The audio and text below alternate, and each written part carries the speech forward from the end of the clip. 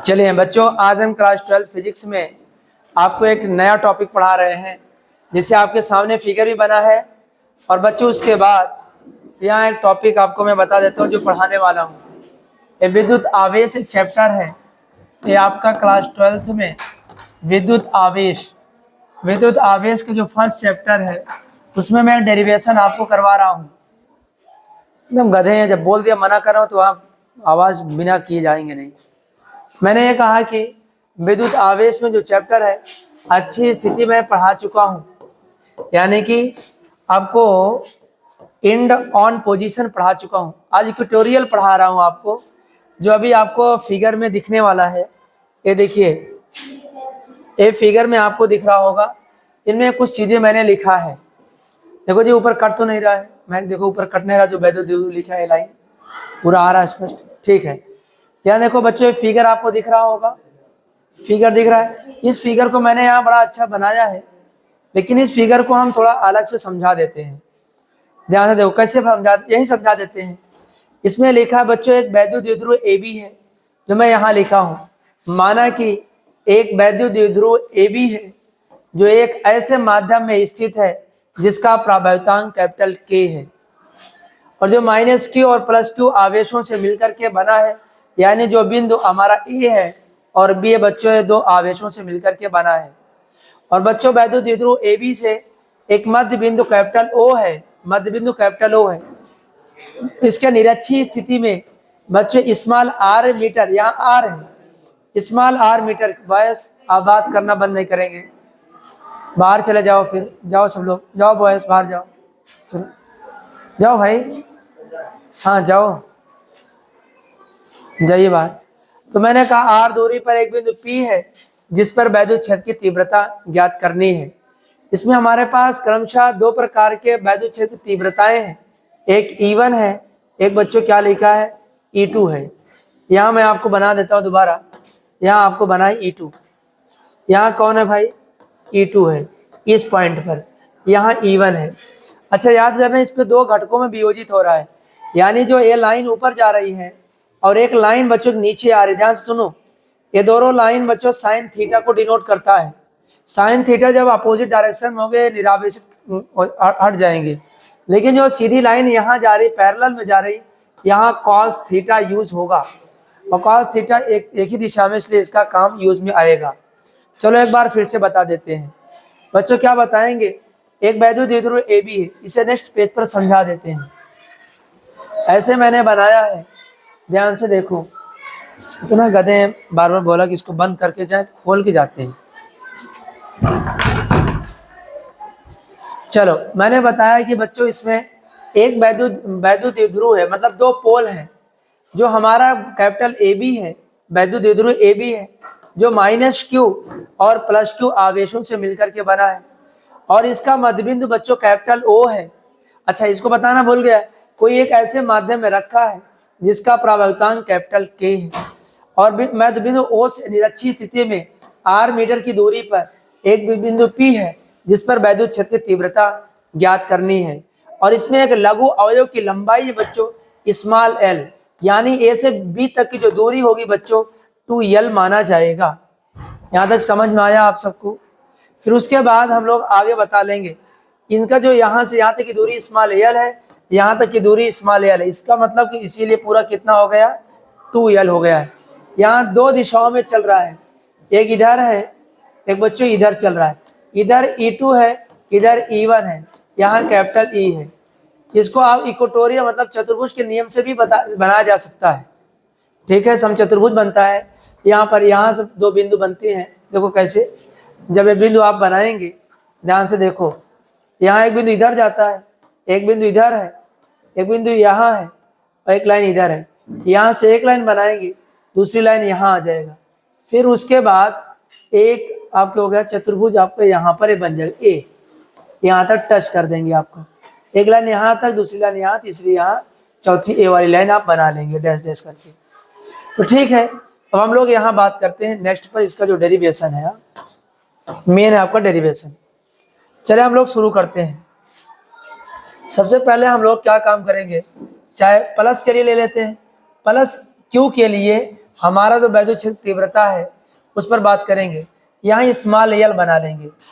अब ध्यान से सुनो, यहाँ पर जो आपका ट्रायंगल है इस वाली लाइन पर, यहाँ जो आपका आया r square plus l square कहाँ से आया है, अगर इसमें ट्रायंगल आपको आर है, इसमें इसकी दूरी कितना है, स्मॉल आर है, इसका एल, अगर जब इसको पाइथागोरस प्रमेय लगाएंगे बच्चों तो इसका r square plus l square इसका कर्ण आएगा।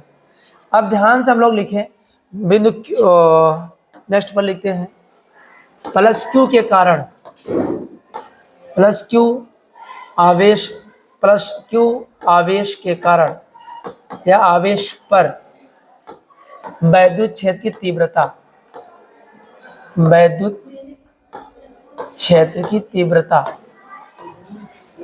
वैद्युत क्षेत्र की तीव्रता, तीव्रता, ठीक है, यहां हम लिखेंगे तीव्रता। चलिए बच्चों ध्यान से देखो, लिख रहे हैं, यहां लिख रहे हैं E1, E1 का फार्मूला क्या होगा, 1/4 पाई एप्सिलॉन नॉट इंटू बच्चों Q अपान कितना आर स्क्वायर, यहाँ लेकिन r square plus l square under root में है, ठीक है, और यहाँ मैं इसको एक काम करता हूँ, स्क्वायर लगा देता हूँ, क्लियर है। अगर हम चाहें तो इसका अंडर रूट हमसे गायब हो सकता है, ठीक है, कहो तो मैं यहीं पर इसका अंडर रूट गायब कर दूँ, 1/4 pi epsilon naught into Q upon r square plus l square, square को लगा दिया, इक्वेशन फर्स्ट बना लिया। इसी प्रकार -Q आवेश पर हमारा वैद्युत क्षेत्र तीव्रता क्या होगा, E2। यहाँ बच्चों जब E2 लिखेंगे तो हमारा जो वैल्यू आएगी 1/4 पाई एप्सिलॉन नॉट इंटू क्या होगा बच्चों, Q अपान क्या होगा r square plus l square, अगर अंडर रूट यहाँ भी लगाएंगे होल स्क्वायर हो जाएगा, होल स्क्वायर से अंडर रूट कट जाएगा, 1/4 पाई एप्सिलॉन नॉट इंटू, शायद देखो ये आपको नहीं दिख रहा होगा, r square plus l square. बच्चों दिख रहा है चीज,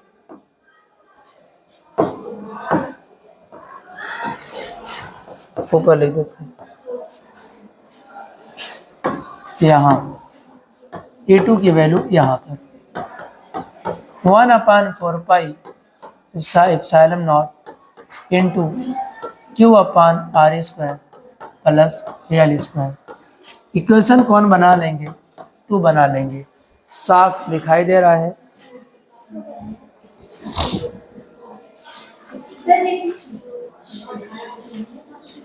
ठीक है, गुड है, बन गया।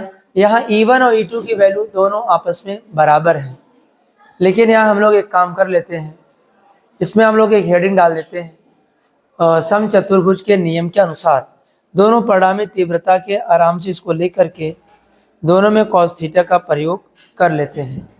चलिए अब यहाँ एक काम लिखेंगे, क्या लिखेंगे, अतः E1 is equal to E2 आपस में बराबर हैं, ठीक है। इसका अब परिणामी तीव्रता तो लिखेंगे, लेकिन एक बात लिखेंगे, जो मैं फिगर बनाया था यहाँ साइन थीटा यूज नहीं कर पाएंगे, ये दोनों आपस में ऊपर नीचे चलते हैं और निरावेशित निगलेक्ट होता है, लेकिन ये जो होगा cos थीटा यूज करेंगे। बंद नहीं किए, बंद कर दो।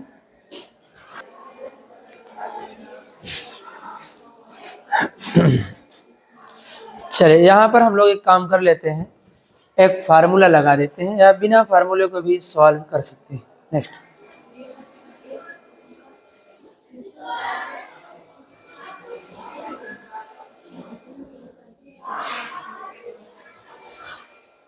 ये देखिए E1 E2, यहाँ 2 काम कर सकते हैं हम लोग।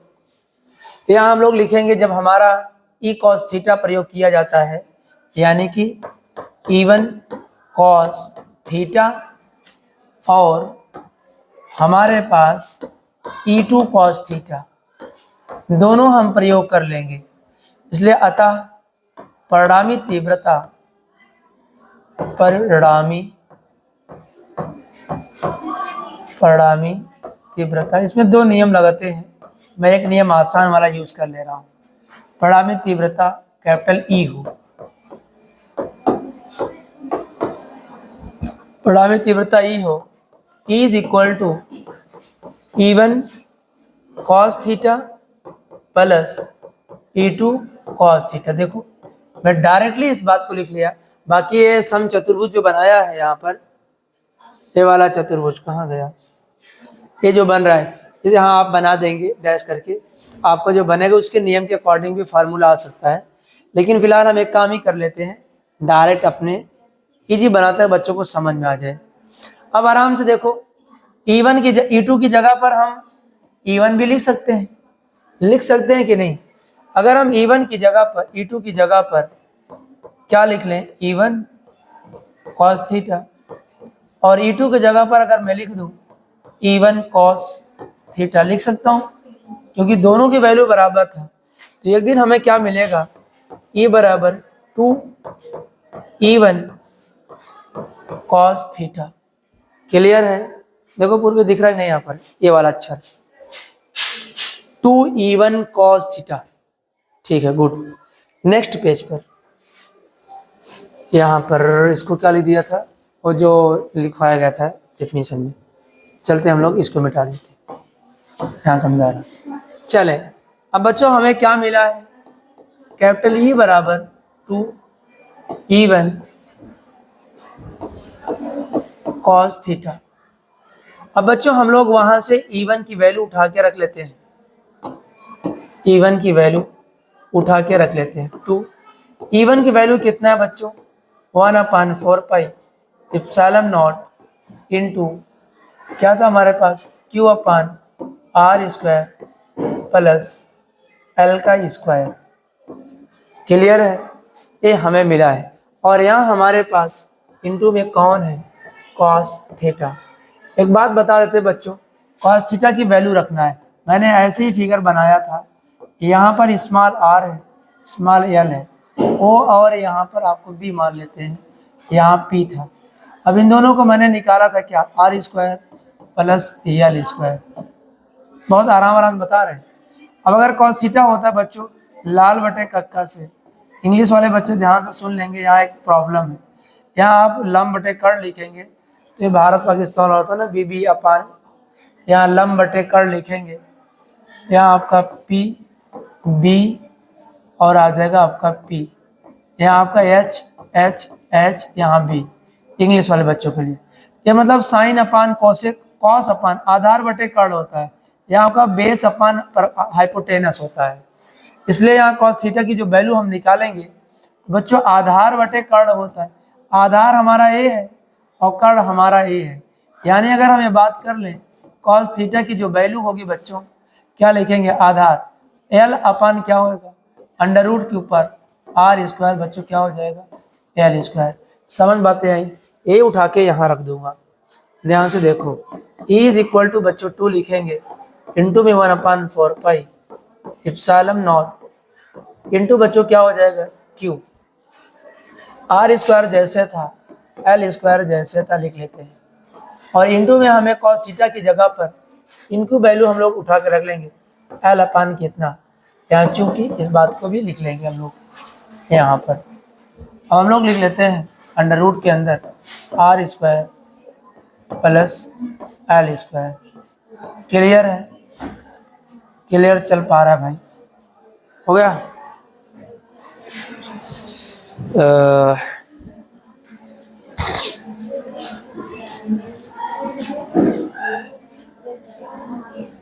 ठीक, अब आगे हम लोग काम कर लेते हैं। एक बात और,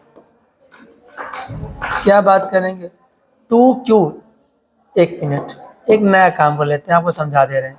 1/4 पाई एप्सिलॉन नॉट जैसे लिखा लिख लेते हैं, लेकिन 2Q L को एक साथ लिख देते हैं, आप जान गए क्यों ऐसा कर दिए। और यहाँ एक पावर है, यहाँ पावर, देखो पहले थोड़ा अलग अलग लिख रहे हैं ताकि यहाँ गलती ना हो। यहाँ पावर 1 है और इसका पावर सेम है, लेकिन यहाँ पर अंडर रूट होने की वजह से 1/2 लिखा जा सकता है। ठीक है, अगर हम लोग एक काम कर लेते हैं 1 प्लस 1/2 को जोड़ेंगे होगा 3/2। क्लियर? इसलिए यहाँ भी पावर 1 है, यहाँ 1 है, तो बच्चों जुड़ करके क्या होगा 1/4πε0। एक नई चीज लिख दे रहा हूँ बगल में, क्योंकि हम जानते हैं कि P बराबर क्या होता है 2QL होता है। क्लियर है? समझ में आ रहा है कि नहीं आ रहा है? बहुत धीरे धीरे बता रहे हैं बच्चे, कई बड़ा जल्दी बोल देते हैं आप, इसलिए मैं धीरे बोल रहा हूँ। P की वैल्यू कितना है, ऊपर P, अपन इन दोनों को जोड़ देंगे बच्चों, R² प्लस L², इनका 1/2 में 1 जोड़ेंगे हो जाएगा 3/2। क्लियर है? समझ में आ रही बातें? मैं चलता हूँ नेक्स्ट पेज पर, जहाँ से मैं ख़त्म किया था वहाँ से मैं शुरू कर दिया, क्योंकि मुझे याद है कुछ। इंटू P/, यही तो शायद लिखा था, R² प्लस L² 3/2। यहाँ बच्चों हमें L को हटाना बताएंगे, R की तुलना में L का मान नगण्य है, मतलब बहुत कम है, नगण्य है, तो R² की तुलना में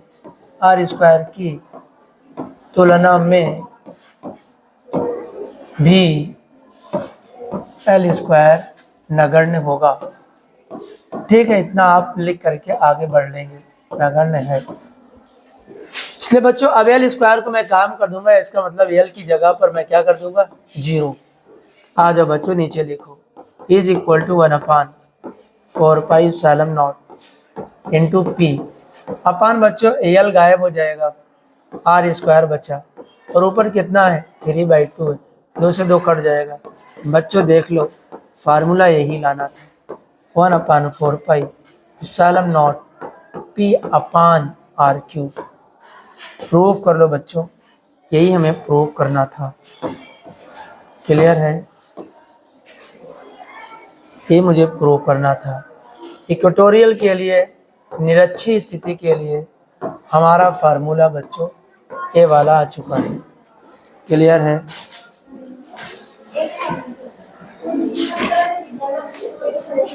अगला हेडिंग, वैद्युत द्विध्रुव के कारण भी वैद्युत क्षेत्र की तीव्रता, बिंदु पर वैद्युत क्षेत्र की तीव्रता। क्लियर है? अच्छा भी है, थोड़ा रोको 1 मिनट तो।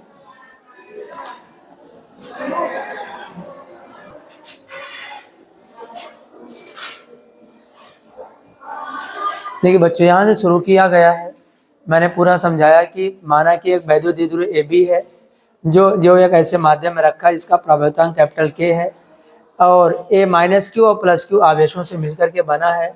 फिगर को थोड़ा अलग कर देता हूँ ताकि आप समझ सकें। A और +Q आवेशों से मिलकर बना है, जिसका मध्यबिंदु है R मीटर दूरी पर, एक बिंदु P है जिस पर वैद्युत क्षेत्र तीव्रता ज्ञात करनी है, और इनकी लघु अवयव की लंबाई 2L होती है। इतना कहानी है, इसकी तीव्रता E1 E2 होती है। सारी कहानी लिखा हूँ, आगे बढ़ जाओ नेक्स्ट पेज पर। यहाँ से मैंने E1 की वैल्यू निकाल लिया, R² प्लस L²।